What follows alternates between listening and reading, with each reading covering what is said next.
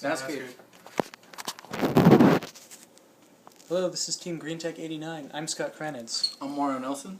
I'm Maggie Calico. And I'm William Pasillas, and this is our Stirling engine. We've got a 2CD flywheel, a penny for a counterbalance.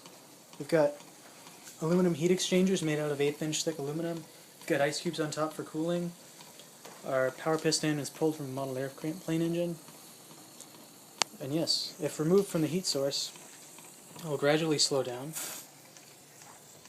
Though this particular engine, because of the mass of our heat exchangers, it will retain quite a bit of heat and thus run for a minute or two after pulled from heat, but it will slow down.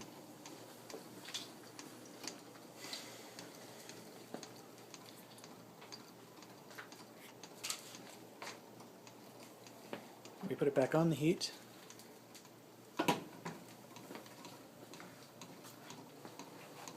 And it accelerates.